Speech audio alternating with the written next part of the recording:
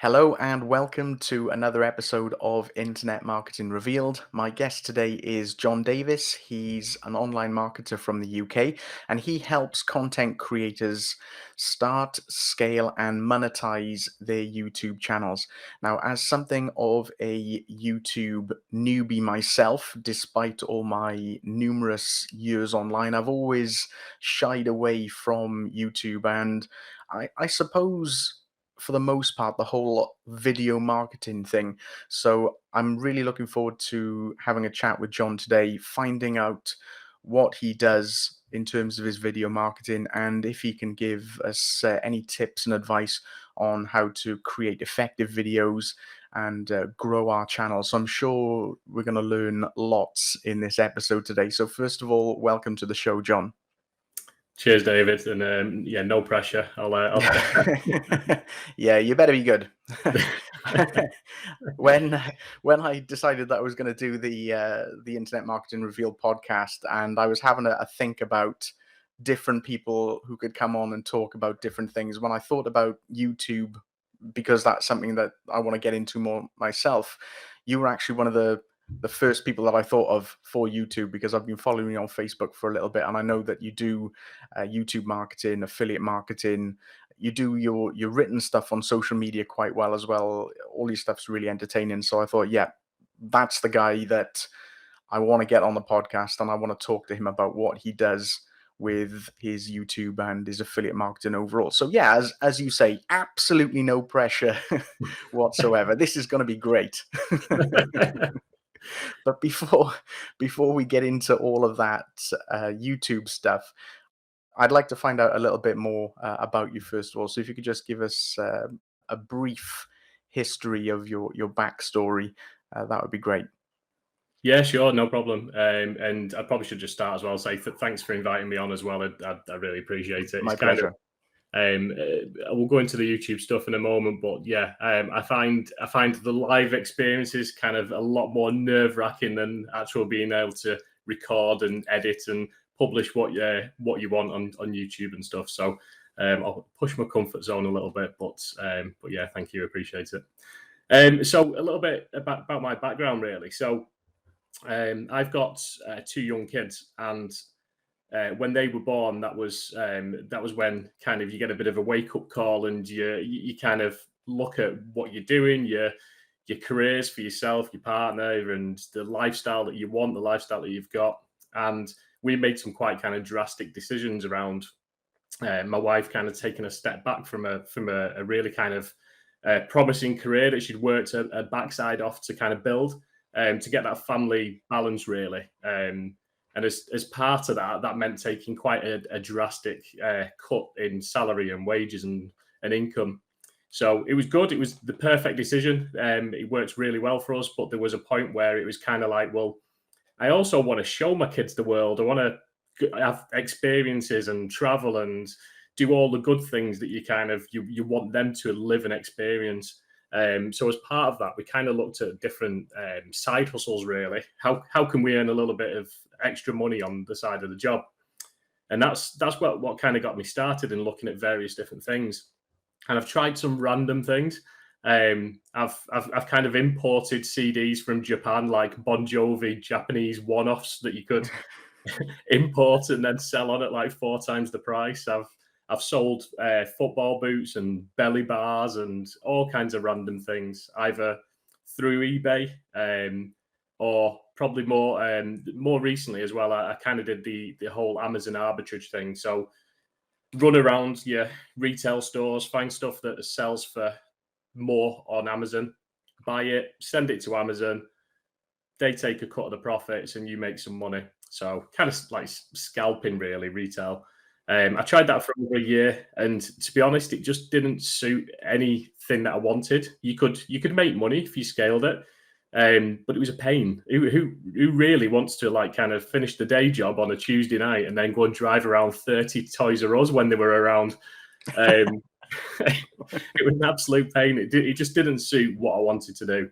Yeah, I've seen other people do that, and in theory, it does sound like a lot of fun because it sounds like a bit like a treasure hunt. You know, you're traipsing around these various different retail stores or charity shops or car boot sales, maybe like a real life episode of Bargain Hunt. You're Yeah. looking for that elusive bargain that you can pick up for a pittance and then turn it over either on eBay or on Amazon for a large profit. And yeah, it does sound quite a fun job. But then, as you say there, the reality hits in after you've done your 8 hours and you just want to relax. The last thing you want to do is to be searching around numerous different stores or spending your weekend at various car boot sales and things like that. So yeah, I think that probably falls into the category of one of these online businesses, which sounds great in theory, but in practice, especially if you've got the additional commitments of family as well, then it's not really going to be that feasible. No, definitely not. You definitely get a bit of a buzz if you get a particular kind of Lego set and you sell it on at 5 times the price. But there's probably more instances where everyone else found the same bargain as you, especially with retail at the moment. There's not a lot of retail stores around, is there? So everyone's finding the same deals, and then it's almost a race to the bottom. Everyone kind of automatically reprices what they're selling, and then you're just trying to get your money back.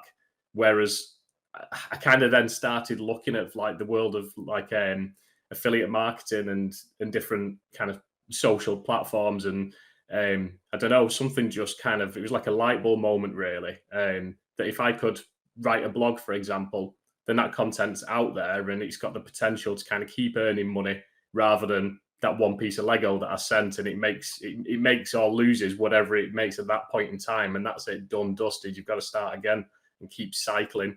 Or anyone who's in that world, they kind of say that you've got to keep feeding the beast that is Amazon. So no, I mean that's my why really. Like I say, we've been lucky enough to travel to a few places. I've got family on the other side of the world in Australia, and I don't know, as a parent, you just want to give them every opportunity, every experience, and at the same time have that real kind of family work-life balance as well. So you're constantly trying to evolve towards that, and that's what initially set me off. It's become much more than that, I'd have to say. I think with the YouTube stuff as well, it's become definitely more of a passion and not just I want to make money doing this. It's gone way beyond that, to be honest. It's kind of a bit of a part of me now, really. I thoroughly enjoy it when I didn't necessarily think I would. So yeah, so one thing to another, mainly selling stuff, a little bit of merch design, building websites for people. And I think what you find is when you kind of immerse yourself into these platforms and affiliate marketing, you learn lots of new skills, don't you? You learn a little bit about everything. Like if anyone's ever tried to start a blog, then chances are you probably picked up 5 or 6 good little skills there that you can apply to other things as well. And I think naturally, just over time, you improve and you kind of lean towards the parts that you enjoy, don't you? Yeah, definitely. It's right what you say there about the blogging, because if anybody has spent any time trying to do that seriously, then and you're writing regularly, then you're naturally going to become better at just writing in general, or you're going to be using less words to say more. Your copywriting is going to improve drastically. Your research skills are going to improve. You're going to be able to speed that up, and yeah, there's loads of different skills that you can take from that then to other areas of online marketing as well, especially if you're going down the social media route where you're going to be judged on the standard of your content overall. So there's lots of things that you can take from that and apply that to different areas online. Yeah, exactly. And you also become a dab hand at Canva. Like Yeah, I've not used Canva that much myself. I tend to use a couple of different other apps, but I know what you mean there. I never really got my head around Photoshop. That wasn't really no. something that I could ever use to any great effect. Even though I had a copy of it for about 10 years or more, I could only ever do the most basic of things overall. So when you set up your blog, you were doing web design was that for local companies then? Yeah, so friends, family. I still do it every now and then now as well. it's a different kind of ball game though, isn't it? When you've got to kind of capture requirements, and I don't know about yourself, David, and that, but I have a bit of an almost OCD perfectionism, and when it's someone else's business, I find it really hard not to kind of do enough. So again, if it's your own stuff, you're not as bothered. But when you're being paid to do something, yeah, I kind of can't let it go. So I don't particularly enjoy them. But if it's helping someone out, his friends, family, and that, then it's fine. I also appreciate the pain of never having looked at WordPress before and having to figure out how to start a blog, how to do WordPress, the technical side, setting up DNS and your hosting, and the umpteen different things. Which, if you've done it once, it's not that bad, is it? But if you're trying to talk to someone who's not particularly technical and has never created a blog before through setting up a WordPress blog, then yeah, it's quite a steep learning curve. So. But yeah, I quite like the blogging. I've got a few different blogs. I've got a few niche ones. They fell by the wayside a little bit because I still have my day job, and again, family life, day job, trying to create on YouTube, on Facebook, and blogs as well. There's only so many hours in the day, and what I quickly realized was that when the YouTube stuff kind of started taking off, I was doing far too much and spreading myself too thin as well. So I definitely, if anyone's watching this and they're kind of not quite sure which avenue to go in, or they're just getting started, it sounds a cliche, but I would genuinely just pick one and kind of go all out on that one until you feel like you've got that process nailed down enough that you can then just start adding parts in. Yeah, that's some really good advice, actually, because I think that's a trap that people do fall into, especially if they're brand new. They see all of these shiny platforms and different ways of either creating content or attracting traffic, and they're trying to be on all of them, and it's not really possible. You've mentioned YouTube there, but just before we get onto the YouTube side of things, when did you get into the affiliate marketing scene? Was that after you were doing the web design, or was it all around the same sort of time, or where did that fit in? There was an overlap, really. So the web stuff kind of fell in with when I was trying to learn how to blog, and then conversations would lead to other people. It'd be like, oh, well, I want to start a blog as well, and I've no idea how. The purpose of me starting a blog was to start building affiliate content. But I didn't really kind of fully understand it or take it too seriously. I was kind of so focused on all the aspects of creating a blog that affiliate marketing was just one tiny little component of that.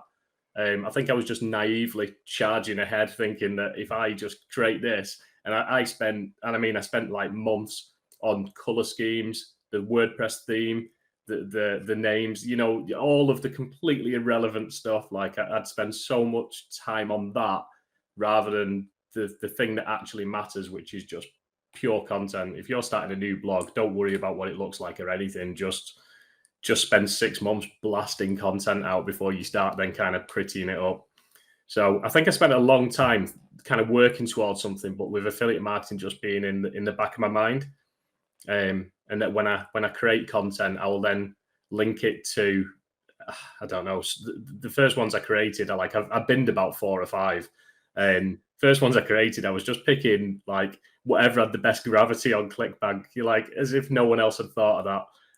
But I kind of learned a little bit about ClickBank, and I was like, right, whatever's got the best gravity, I'm just going to create something for that. And yeah, they never really stood a chance, to be honest, because you've got this huge competition in the blogging world, especially around kind of some of your more popular ClickBank products. How long did you continue with just the written blogging side of things then before you made that transition over to YouTube? Do you know what? It all goes a little bit twisty at some point, because I kind of connected with a couple of people through various different Facebook groups, and one of them who's gone on to do really good things. I kind of knew him from the Amazon days because he was also kind of ingrained in that, and he was talking one day about Russell Brunson and the One Funnel Away challenge, and I kind of thought, I don't even know what he's saying. These words don't mean anything to me.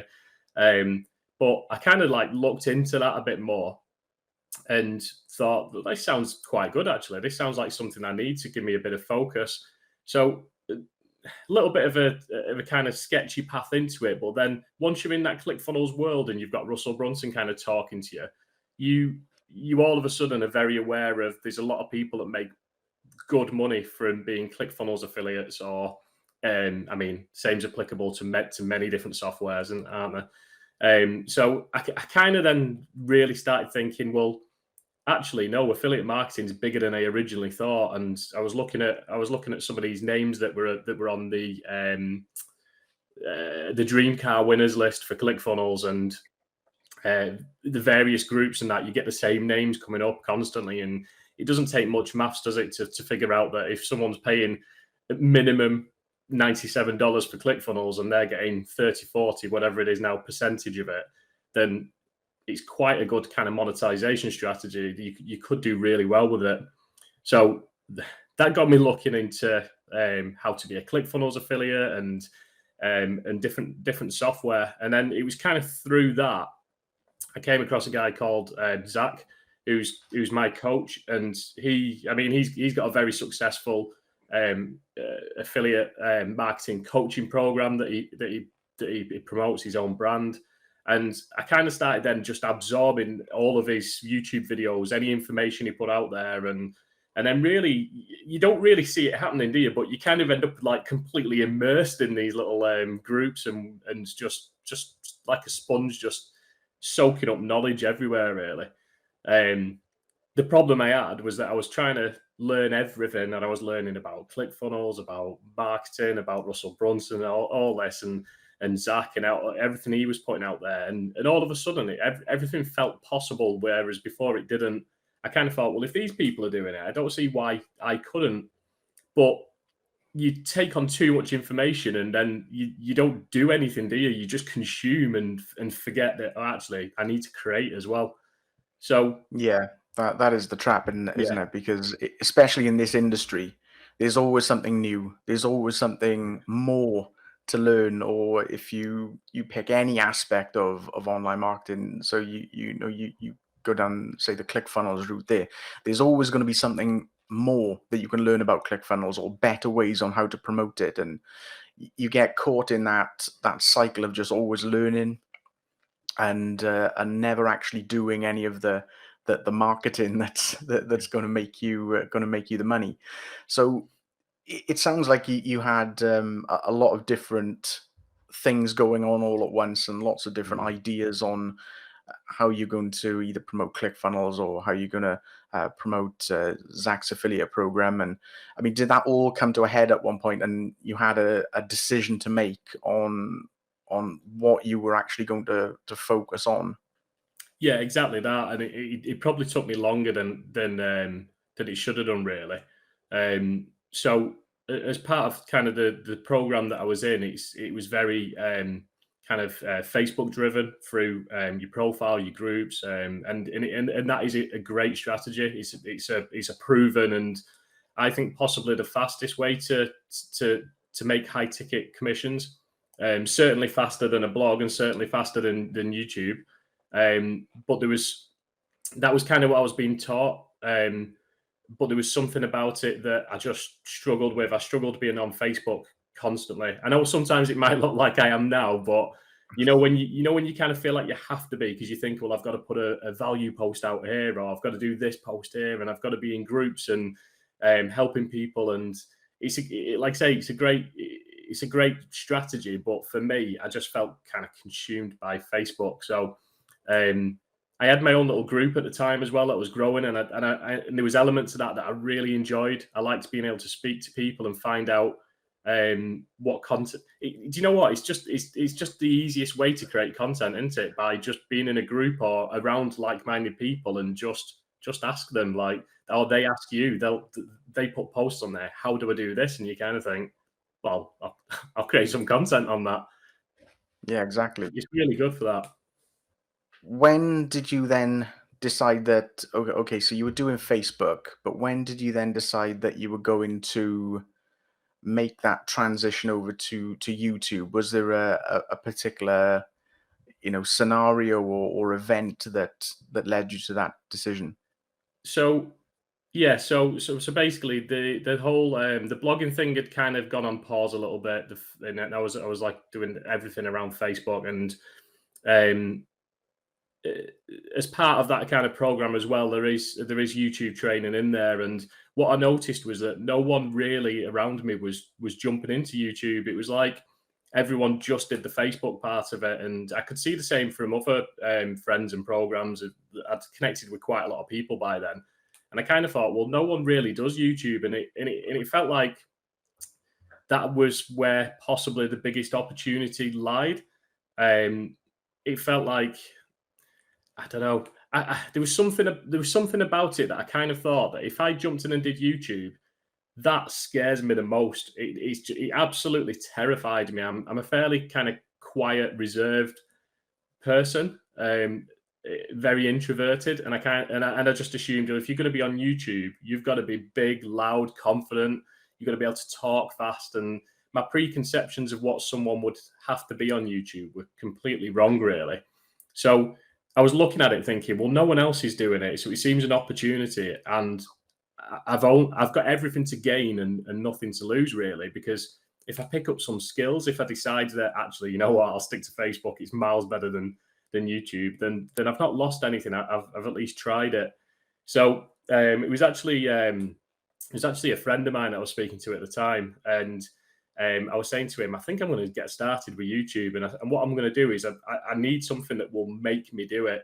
So I think I'm going to kind of set myself a little challenge where I'm going to say, right, and I chose a stupid number. I said, like, for 100 days, I'm going to create 100 videos. It was like, it was ridiculous. It nearly killed me. Um, so I kind of told him about this, and then the next day he launched his YouTube channel, and I was like, "You never even mentioned that." He was just like, "No, but you gave me an idea, so I ran with it." So Oh, that's great. So you inspiring other people there to get involved with the video marketing there. So yeah, that does sound like a bit of a strange move though for somebody who, by their own admission, is introverted, quiet, shy. In fairness, you don't come across that way at all. Either on this call that we're having now or in the content that you publish on Facebook as well. But did you go into that then with this full confidence that you just mentioned there, where you feel like you've got nothing to lose? So did you go into it with that full confidence, or were you still a bit reserved and maybe it's not the right thing, or how did you feel about that overall? Um, confidence works in different ways. So one thing I found in life is, if you put me in, if you this could be a works Christmas party, it could be your first day at school, it could be anything. If I'm in that situation, I'll be the last person to introduce themselves to someone. It's just not my thing. A friend's party or something like that, I would sooner just kind of stand at the back quietly, and then when I can, just sneak away. So putting yourself out there on YouTube where you think, oh well, everyone in the world can see me. It I don't know. It's a strange thing. Do you ever do things in life though where you're like, it's extreme kind of behavior for what you think that you can do, and but you just get so much out of it. Like years ago, I went to New Zealand and did like the little tour around North Island, South Island, and it was amazing. It was absolutely brilliant. And I went there on my own because I kind of broke up from my ex at the time, and all my mates were in like couples and stuff. And I was like, "Do you want to go on holiday?" And they were like, "No, we're all right. We're going away together." And I was like, "Right, okay." And I thought, "Do you know what? Stuff it. I'm just going to go on my own." And I've never even been to the pub for a pint by myself. Never mind, like, jumped on a plane and and been to New Zealand. So I did that, and then when I was there, it was like got in with a really good group and did loads of good stuff. Skydived a couple of times. I did. I mean, I don't. I'm not. That's not the type of thing I do. I don't like roller coasters. I don't like adrenaline things. But when you're wrapped up in it, you kind of think, "No, I'm going to do it. I'm going to push myself." And that skydive is one of the best things I've ever done. And it was in a weird way, YouTube was probably like my skydive. It was like the scariest. thing that just didn't seem to fit with what I should be doing. But I knew that if I could do it, I would gain so much out of it. So you just got to jump in for some things, haven't you? Yeah, that does sound amazing, actually. Although I think I'd much prefer to create a YouTube video than jump out of an airplane. Never in a million years. So you've made this decision now to get into YouTube. Do you remember what the first video was that you created? Yeah, the first video I created was weirdly enough, it was Jacob Karras, who has gone on to do absolutely amazing things. He's a real top guy, Jacob. He'd released like quite a low ticket of info products. I'm sure it was around Dream Car something. I think it was one of his first kind of little info products he'd released. And I think I was in the right place at the right time on Facebook when he kind of said, I don't know, first 10 people, you can have it for like 30 quid or something, like next to nothing. And I kind of just grabbed that and then thought, well, I'll do a little review of that.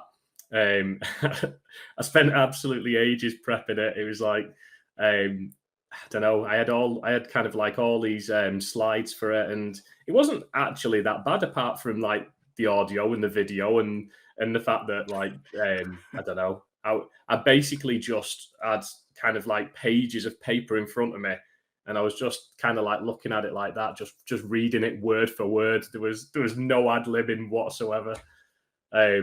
So that was my first one, but I think I actually started my 100-day challenge thing after that. So I think I may have just done a random video. I don't know. I'd have to go back and check. It seems like a lifetime ago now. But yeah, my initial ones, I kind of got in my head that I'll do this challenge, and I'll tell everyone. I'll tell my friends. I'll tell family, because when I was blogging and looking into affiliate marketing, I didn't really tell any of them. No one knew, so I kind of thought I'll make myself accountable. I'll kind of stand up and say, look at me. This is all going to go a bit weird on my profile, but this is what I'm going to do. I'm not having a breakdown, trust me. But this is what I'm going to do. So I kind of put the pressure on myself, and I think that pressure helps. The only thing I would recommend for anyone who thinks that's a good way for them to start, and put that pressure on, so that you say, I am going to do this, and I don't know, you almost feel like you'd be ridiculed and laughed at if you didn't achieve it. I probably would never recommend going for like 100 videos in 100 days. It was ridiculous. I think I managed 87, and I've got a very, very forgiving wife, because it just took over. Like you can't to finish your day job and then think, right, I've now got to record, edit, publish a video. Obviously, like I look back now and the quality of them are just absolutely abysmal. I'd have been better off just saying, like, I don't know, 2 a week, maybe 3 a week at an absolute push. But if I'd have gone in and done 2 a week from day one, would I have stuck around? Or did that 87 days that I managed in the end, did that create enough of a habit and enough of a hunger to think, no, I want to do this? So maybe that's what I needed. But yeah, certainly I'd recommend less than 100. Yeah, I was actually going to ask you if you saw that through, but even to get to 87 is no mean feat, especially if you're doing that around a day job and a family. And I think that's probably one of the things that's put me off going down the video route myself for so long, is just the thought of the time involved during that 87 video process. What did you think then, or what did you find out that would make for a good video? So I learned most things the hard way at first. Um, there's literally so many mistakes that I was making.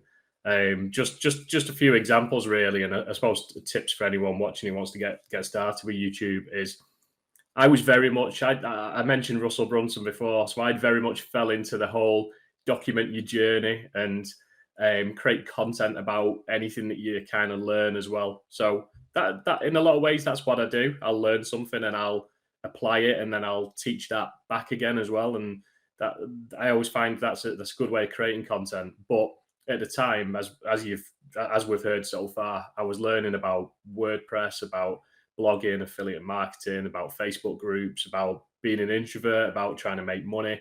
So I was just, there was no consistency. I was creating a video that was like almost a CSS tutorial in ClickFunnels, like a real like random technical video, and then at the same time trying to do one like 5 best side hustles to start in 2020. So there was I was all over the show. So one thing I'd recommend to anyone is to maybe to kind of have an idea what niche you're going for, and they're usually fairly obvious. We know where the money is, and money is usually, don't we? It's in finance and fitness and that kind of thing. But maybe choose like four or five content buckets that maybe you can even do 3 to 5 content buckets that are all almost just separate kind of areas, but there's a bit of a link and a bit of an overlap.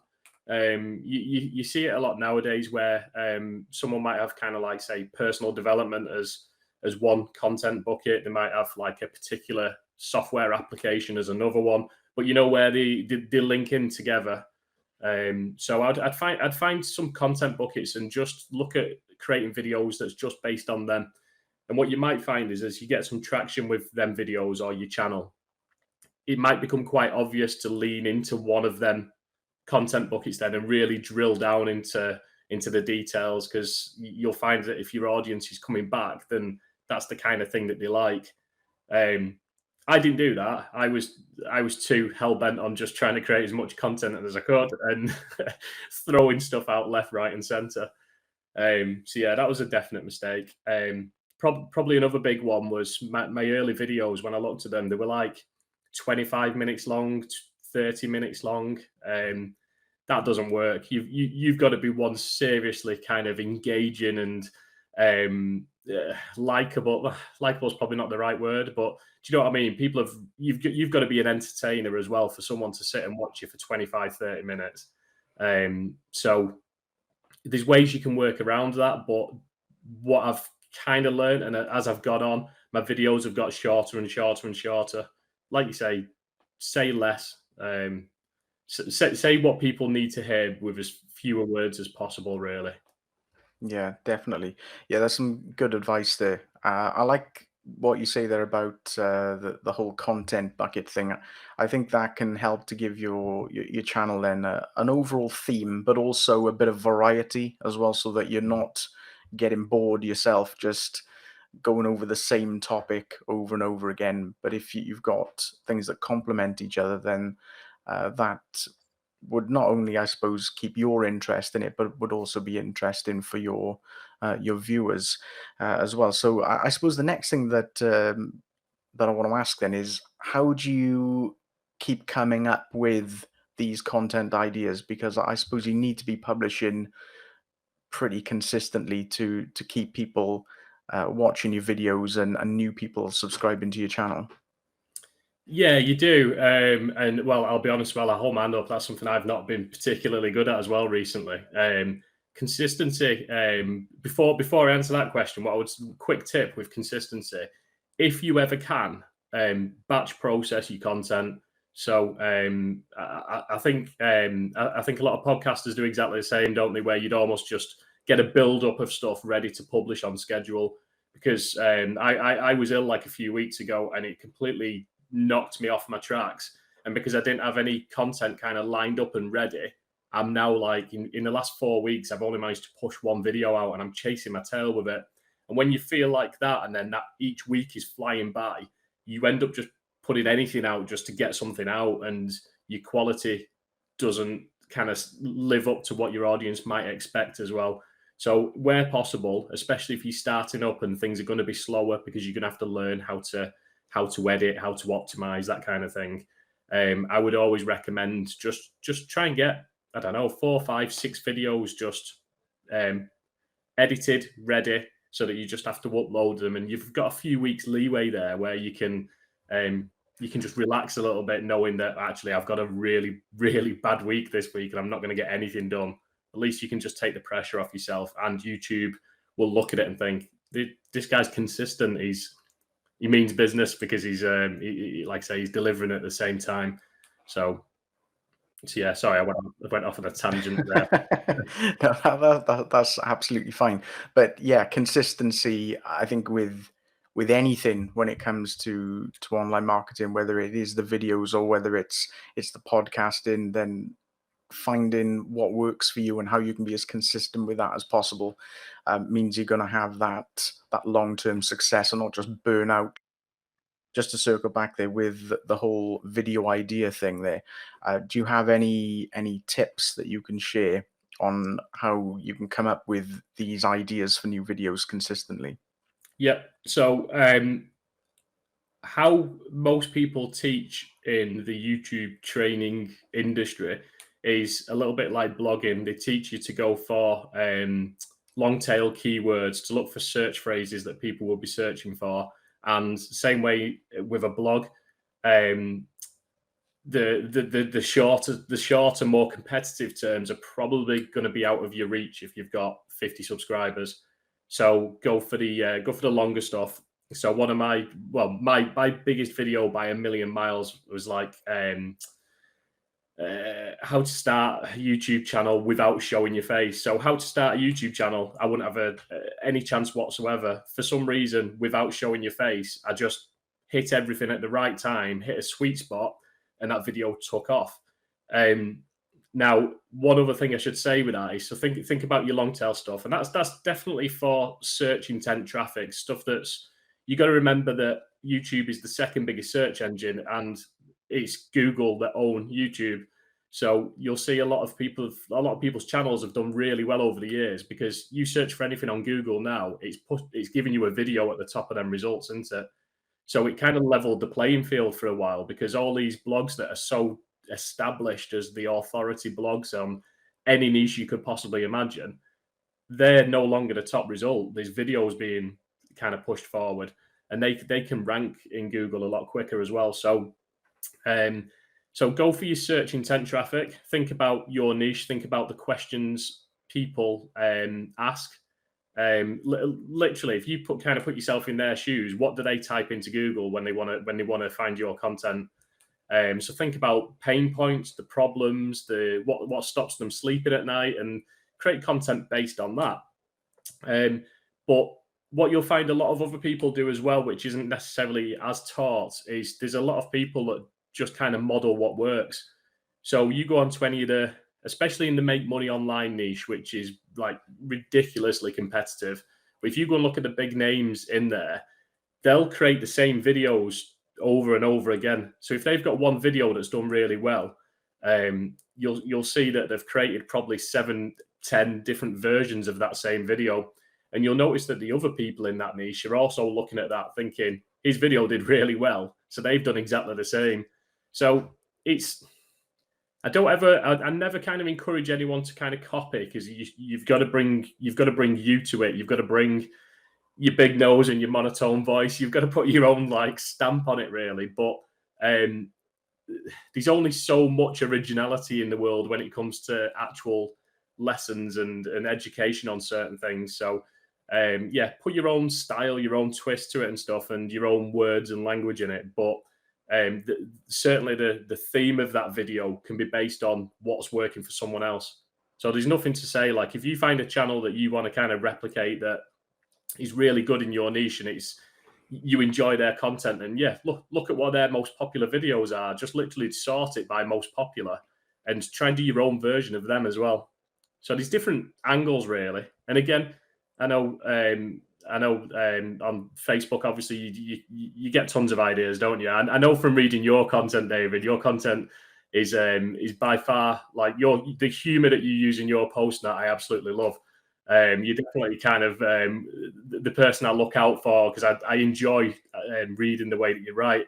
And I almost read your posts, and then I almost can imagine the post that inspired that as well, because I kind of think everything he's saying there is based on what I've just seen someone else write. You know, almost a bit like you seek inspiration, don't you, from what other people are posting, whether it's their problems,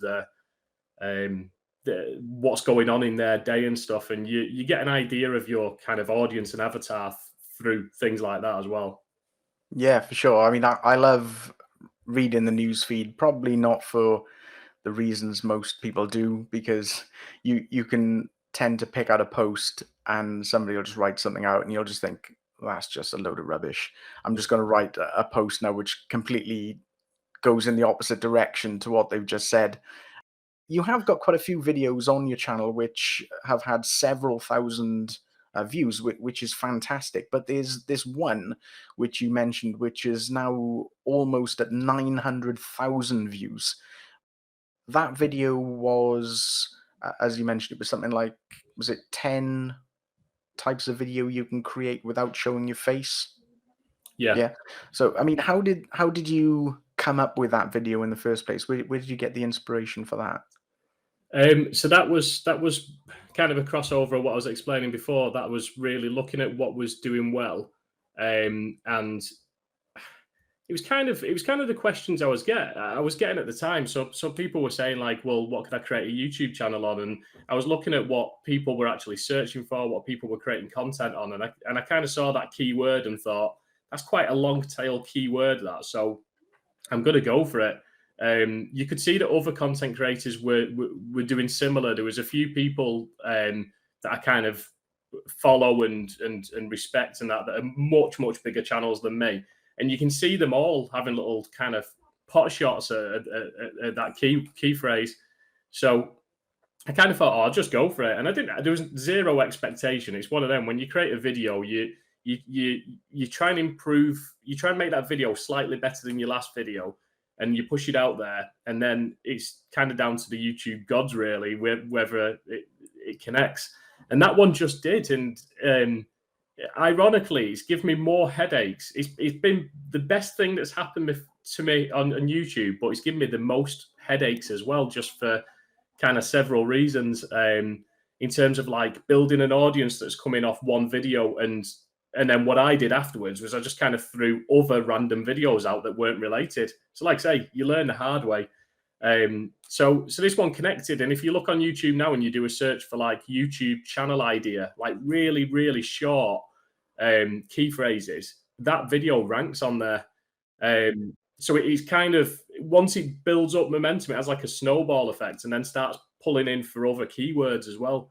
So you can see now why other channels have like such success, because like I say, once YouTube takes it and thinks it's going to push it, and you get the right clicks, you get the right watch duration, it can really kind of give you huge momentum. So that one just did. I don't know why that one. I don't know what was different. It was. I've got a little inclination of like a few things on it that I think connected. Like quite early on in the video, I say something like, and this is important. So I say something like, basically like, if touching on the pain points and that, and I said, let's kick fear in the balls. And I think people just thought, what a random phrase, but people liked it. So if you look in the comments of that particular video, there's loads of people said, did anyone else just hit like the second he said kick fear in the balls? I think YouTube then thinks all these people are watching this and they're all hitting the like button. And it could have been the rest of the video was rubbish, but just that one bit of humor connected with them. They're hitting like at the right time, and YouTube's thinking, oh, we've got something we can push to a few more people here. So I don't know. That's one of the things I think worked, and I think it's an obvious pain point that people want to get started on YouTube, but they don't want to show the face. They don't want to be on camera. And that can be for the job doesn't allow it. It could be for religious reasons. There's so many reasons why.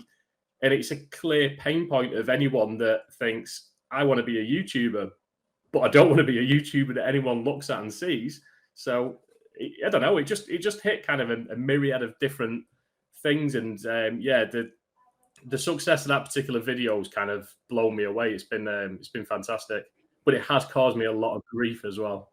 I mean, you just mentioned there that when you had some success with that video, when all the views were starting to rack up, and then you were just pushing out just random videos after that. I mean, if you had that time again now, if another one of your videos hits a similar spot and gets huge engagement and huge view numbers, how would you then follow that up? So yeah, so this is one of the biggest lessons I've learned, and it's not an obvious lesson to learn at the time, because if I showed you like if we went proper YouTube geek mode and I showed you like the statistics and analytics around that video, it didn't just like go from publish and up. It just hovered, and then about 4 weeks in, I think it then just went off the charts. I don't know why. I don't know why it took 4 weeks to then just kind of pop. But in that 4 weeks, I put out a couple of similar videos, but then I put stupid ones out, like a review of the my blog hosting provider. Like, that's got no relevance whatsoever to someone who wants to start a YouTube channel. So what I've tried to do since then is kind of narrow down them content buckets, try and narrow down who I'm helping, and I think that's something to consider. I think if you're getting started, like say we talked about them content buckets, but don't be afraid that when you get that traction to then just lean into something and become the person that does that. Or you don't want to always get kind of pigeonholed, do you, in certain things? But I think if there's a bit of a path to success that's there in that particular kind of content, then why not? Why not be the person that's known for that particular thing? It's hard to know. I think the YouTube algorithm definitely favors that. If you look at some big channels, when I was saying before, they might have created 7 videos on the same thing because that was the one that did well for them. Well, there's a reason for that. So that's taking them keywords, I think, and almost saying this is the go-to channel for these particular ones. And I think if you get the traction, just jump on it. Look at different variations. Look at other pain problems. So what I should have done in hindsight, but I didn't necessarily at the time, I didn't necessarily want to be the YouTube channel idea guy. I should have just gone all out. I should have my next 20 videos should have all been YouTube channel ideas with this, or YouTube video ideas with this, and just looked at the different, like say, key phrases and just gone all out for it. So I don't know. That's one of the things that's at the back of my mind. Really, really bugs me of what I could have done. And I've also got this like real itch to start a new channel where I can apply everything I've learned, clear out all of the stuff that's on my channel, all of the random mixed content, and just start with a real clean idea and process, and like consistent structure, consistent kind of approach to it. But like say, shiny object syndrome again, isn't it? There's only so many hours in the day, and what one channel's enough before I start two. Yeah, I think it would also be a shame as well to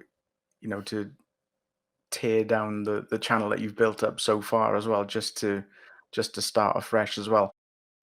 That would probably lead us on to now just to talk about what your plans for the future. I mean, what are you going to do over the next 12 months with your channel if you decide to keep it, that is? I don't know. So there's something I do want to do at some point is start that second channel and try and to run the two, but I'm not ready for that. Maybe one day when I can take the control freak side of me away and actually outsource the editing and outsource the thumbnails and actually put automation around it. But I'm not ready yet, but I would like to at some point. So the main thing now is there's a couple of things I want to do. I want to kind of improve that consistency with my own channel, get a backlog of videos going out there. You've got to always kind of be experimenting and trying new things as well. We talked a lot before about kind of search intent videos, but there's also a thing in YouTube called browse videos, which is what it kind of pushes out there, but it's a little bit more clickbaity titles. So the kind of thing. There's no SEO. There's no kind of search title in there whatsoever. It's more just intrigue and mystery and people clicking on it. So these areas like that I want to experiment with, because I've seen a few channels do really well with that type of video recently. You've got to constantly kind of improve and look at what you can do better. So that's one area. I am very, very tempted to start up a Facebook group. Again, I feel like when I closed my old one down, it was a generic affiliate marketing Facebook group, and whilst I enjoyed that connection with the people in there, it wasn't necessarily the right thing for me. And what I'm finding now is, like you said before, really, it's really strange, and it kind of, your imposter syndrome kicks in badly. But I'm in a few groups now, and people will, if there's a YouTube question, people will say, "Ask Jon Davis. He does YouTube," and I get tagged in with things, and people asking me things. And what I've realised is, whereas I said earlier, no one really wanted to go into the YouTube route. Well, now I'm finding that because I did, I don't know, I'm almost getting a bit of a reputation for that. Not necessarily always a good reputation. I mean, I just, as you can see, I kind of wing it a bit, but it's nice. A lot of the things that I take for granted now are the problems that people have got when they get started. And I think if I can help people in that way, then that's great. It's really rewarding. And I don't know, I am tempted to start a group back up with more of a YouTube theme, or maybe even a YouTube affiliate theme. I'm not quite sure. Yeah, it's kind of the back of my mind at the moment. What you say there, in that you're now being seen as more of a credible figure, more of an authority around YouTube, I think that is absolutely correct, because as I said at the start of this podcast, when I was thinking of somebody who I wanted to come on to talk about video marketing and YouTube and that side of the industry, then you were the person that came to mind. So I definitely think that you could go down that info product route or that coaching route. So I think there's lots of opportunities there for you to explore, and yeah, I really hope that's something that you do take on over the next 12 months. I mean, just before we wrap up as well, if anybody did want to find out more about you, where would be the best place for them to do that? Yep. So a couple of places really. So the main blog that I've got, which has got all the various links, I'm not quite as consistent with my blog content as maybe I should be, but that's jon100.com. It's the worst domain name ever, but the 100 was around the whole 100 videos in 100 days, and in my brain somewhere I kind of thought, well, I'll do that, then I'll do 100 of this in 100 days and 100 of this. I don't know. I kind of got lost on the way and picked that domain. So you can find me on there, or you can look on YouTube, and it's just youtube.com/Jon Davis, or just search for Jon Davis. And basically, I'm the one that isn't the lead singer of Korn. So just go for the other guy. Yeah, just in case anybody is wondering, or you know, is going to get the two of you mixed up. Yeah. But yeah, I'll put links to those in the show notes as well, so there shouldn't be any confusion there then. But yeah, thank you so much for coming on the show today, Jon. It has been really interesting and entertaining, and I've learned a lot. I knew this would be a good episode. That's why I wanted you to come on, and I feel like I've learned quite a lot about YouTube, even in the last hour that we've been chatting. So thank you so much for coming on and sharing your knowledge with regards to that. I do wish you the very best of luck now over the next 12 months as you try to grow your channel. And I'm sure that at some point you will get another one of those mega videos that gets 1 million views. You know, that's going to be the next thing to aim for now, is it, that 1 million views. And of course, if you do decide that you want to go down that coaching route, then I'm sure you're going to get a lot of support for that as well. So thank you once again for joining me today, and I'll speak to you very soon, no doubt. Cheers. Thank you for having me on. I appreciate it. Please visit internetmarketingrevealed.com and davidwalker.net for more free content. If you need a domain name for your business, visit domainsrevealed.com, where you'll find more than 1,000 premium domains. And finally, please rate and review this podcast. Thank you again for listening, and I'll see you on the next episode.